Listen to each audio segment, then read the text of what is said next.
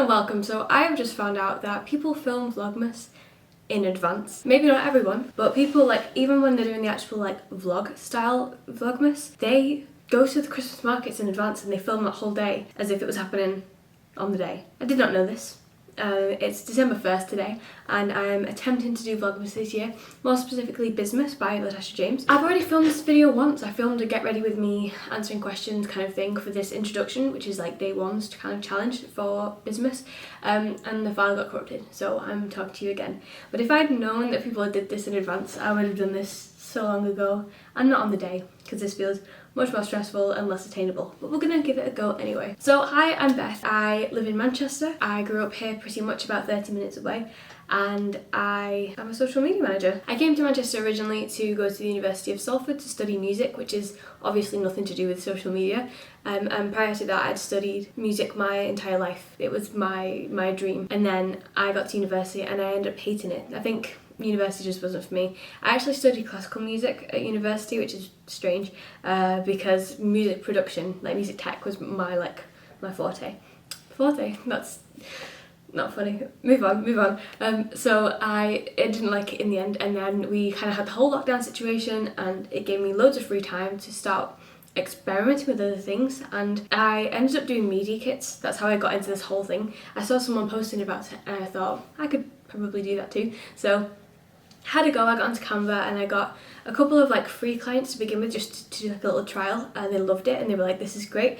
So yeah, I did a few of those and then slowly started to convert my Instagram page, which was originally a beauty page, EJ Beauty X, which is so embarrassing thinking back, but I did find out that Latasha James actually started as a beauty like YouTuber first, which I just thought was such a funny coincidence that we both tried that and respectfully did not succeed in that area, but here we are now. So yeah, I started introducing more posts to do with like social media tips and tricks and stuff, and building that kind of side of things, kind of trying to help people become influencers and stuff, until I got a DM from someone asking if I could help manage their social media. And originally I was kind of like, my thoughts were, well, of course I can, but like, why would you not just do it yourself? You're only asking me to do 5 posts a week with captions and hashtags and creating the graphic. Like, to me, I didn't understand how it would be valuable for me to do that for someone else, but now I get it. I completely get it. Like, oh my goodness.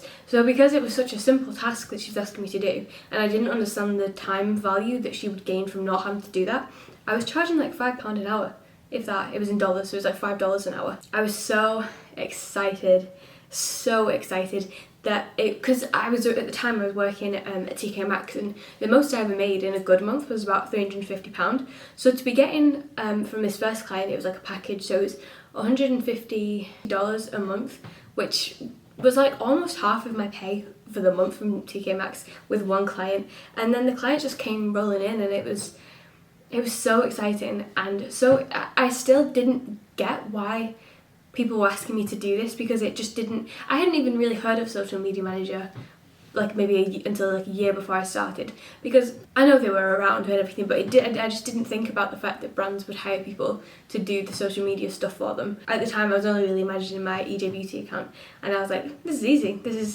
but obviously we know now that there's a lot more to it than just posting on Instagram. So yeah, the clients started rolling in. I was generating an income from all these people, and it was quite nice because I kept my social media so up to date and I did YouTube and everything. I had a pretty easy time with getting clients because a lot of them would come to me because they would have found me. And then I got into coaching, and I had the most wonderful coaching client in the world, and we still keep up like in contact now, and that was my favorite thing I've ever done, like by far. It was so fulfilling to be able to kind of like teach someone something and then see what you've taught them like play out in real life. Like it was so rewarding, so that was amazing. But then it got to a couple of years down the line, and I loved what I was doing more than anything, but COVID was kind of in a weird place where people had so much time that they started not to need me as much. I think because it had lasted so long at this point, everyone's situations were changing, and it just wasn't very stable at that time in my life. And so I always looked on like LinkedIn and Indeed anyway to find like little jobs and stuff, usually part-time things. But this full-time position came up with a company that I'd never heard of before, but they were looking for somebody to do the social media for a big jeans company, and I've always wanted to get into fashion, so that was the one I saw it and I was like, okay, I'm going to apply for it, because it just came up and it was like, I was like, okay, as a one-off, and I wasn't expecting, because there were so many applicants, I wasn't expecting anything. And then I had an interview and I met the guy, and we had an unreal amount in common, like a weird amount. Like we had the same like past, like we both like grew up in Manchester, we both did music, we both started our own like social media management career, and then it was just like, it was weird how much everything lined up. And then I got the job, and that's where I work now, and it's kind of like, I don't know if I believe in fate as such, but it's weird like how perfect it is. And yeah, I absolutely love what I do, and it's kind of like I sometimes feel some sort of guilt because I am working full time for a company, and I've been talking to you for years now about being your own boss, but I've never been against the 9-to-5 lifestyle. Like I think I'm the opposite. I'm very passionate that I hate when people are all like, quit the 9-to-5, do this instead, work for yourself, because it's just not as simple as that.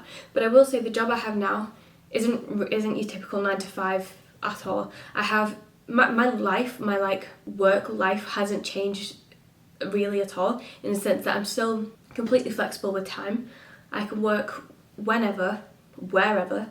That has not changed, and that was the most important thing for me, to have that complete freedom. So it's not like I've gone from self-employed to being like in an office at set times, doing like with set people and all that kind of stuff. Like it's very similar. I've just got more work to do, and I get paid more for what I'm doing. I get paid fairly, which is nice, because I had a lot of times where there was one point I was working for literally £2.50 an hour, which, don't do that. It's all about knowing your worth, and at the moment I'm feeling a little bit nostalgic. It's my year anniversary with this company next Tuesday, and I'm feeling a bit nostalgic at the moment, because when I think back to my freelance time, I have such fond memories. I'm sorry, is this swinging annoying? I can't stay still.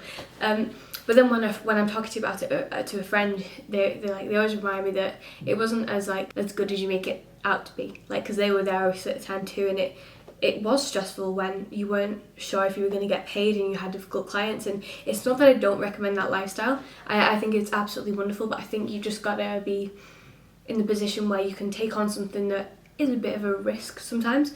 So just make sure you've got money in the bank to begin with, and you're not like 100% dependent on each paycheck. So yeah, I still completely recommend it, like wholeheartedly, and that's why I'm trying to throw myself into YouTube at the moment, because I really like to get back into something so creative and something that can support me in a way. I think I would still like to have more of a source of income that's completely mine. I know I don't own YouTube, and that's why it's important to build mailing lists and build a place where you can always keep hold of your people, so that if something happened to YouTube, I'd still have an audience somewhere. Yeah, I'm just really excited to be really getting back into this, throw my all to it, which is partly why I'm doing Vlogmas this year. I tried it last year, I believe, and I literally got to day 2 and then didn't do any more. So I think that's because I was trying to do full days of filming and then try to edit it at night, and I don't think that's going to work for me. So I'm following Assessor James this year, and there's suggestions for each day for videos to do. So I'm going to try and do some like this,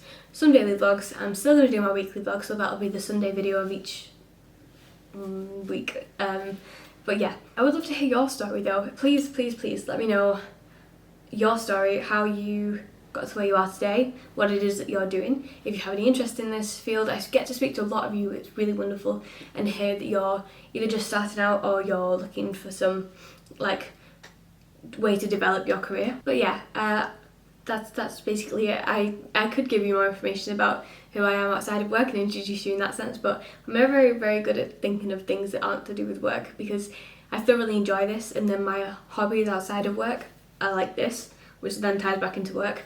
I guess I'm watching Lucifer at the moment, and I'm really enjoying that, so I guess that's not work related, except I think about it all day at work, and I look forward to being done with work so I can watch it. Isn't it crazy how you get so fixed on one show? It was Teen Wolf the other week, and now I'm on to Lucifer, and it's just, I'm literally in the middle of an episode now, so I'm going to get back to that, and then I'm going to get this up for you tonight, hopefully, and I'm really going to try it, Vlogmas. Come on, Beth.